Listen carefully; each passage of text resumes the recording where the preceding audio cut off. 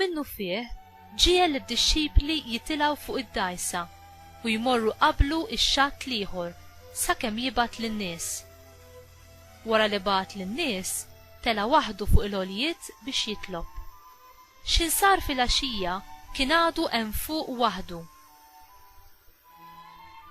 Id-dgħajsa kienet diġà f'nofs il-baħar titħabat mal-mewġ għax kellhom ir-riħ kontra tagħhom. Fir-raba' sara tal-lejl mar lejn in-naħa tagħhom miexi fuq il-baħar.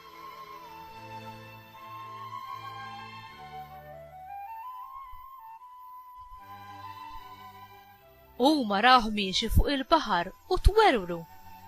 Dan xi fantażma qalu u qabdu jgħidu bil-biża'. Issa hu minnu fih kellimhom u qalilhom: għamlu l-qalb, jiena hu, tibżgħu xejn.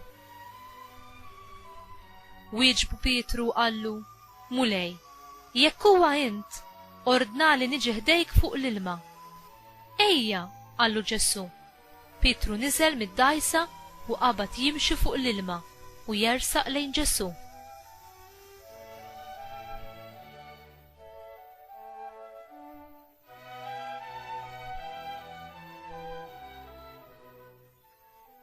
Iżda meta ra li r-riħ kien qawwi, besa, ħabat jereq u beda jgħajjat u jgħid: Salvani Mulej! Malajr Ġesu mettidu u qabdu. Bniedem ta' fidi żgħira qallu: għaliex iddubitajt?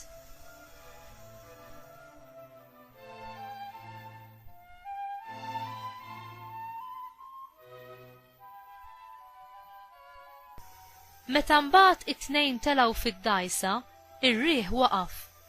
Dawk li kienu fid-dgħajsa inxteħtu jqimuhu qalulu: tassew int bin Alla. Qasmu għan-naħa l-oħra u marru fl-art ta' Ġenesaret. In-nies ta' hemm għarfuh u xerdu l-aħbar ma' dawk l-inħawi kollha. Bdew iresqulu qudiemu l-morda kollha u jitolbuh iħallihom imissulu mqar tar fil-libsa u dawk kollha li missewh fiequ.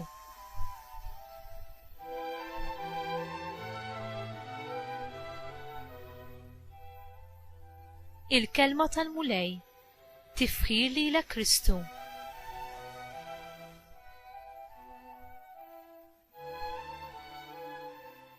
Il-Mulej jidher distanti meta aħna fil-bżonn. Kien Ġesu innifsu li bagħat lid-dixxipli fuq id-dgħajsa. Meta kienu qed jaffaċċjaw il-maltemp, minkejja li hu ma kienx magħhom fid-dgħajsa, kien qed iħarishom permezz tat-talb tiegħu. Meta ntebaħ li kienu jinkwitaw għax ħasbu li se jitilfu ħajjithom u resaq lejhom fuq il-baħar u huma nħasdu x'inrawh.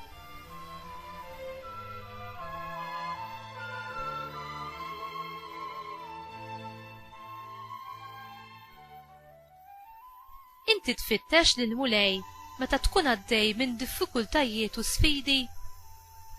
Il-Mulej dejjem jieħu ħsiebna mod speċjali f'mumenti ta' tentazzjoni u diffikultà. Inti tafda fil-Mulej li hu lest jagħtik il-qawwa u l-għajnuna li teħtieġ.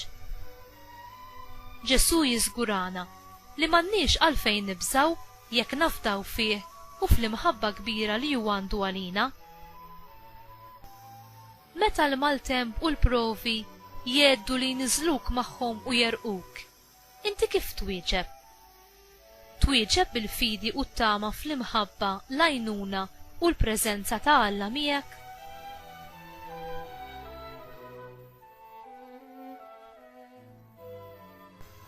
Mulej, għenni nafdak dejjem u qatt ma niddubita fil-preżenza u l-qawwa tiegħek li tenni.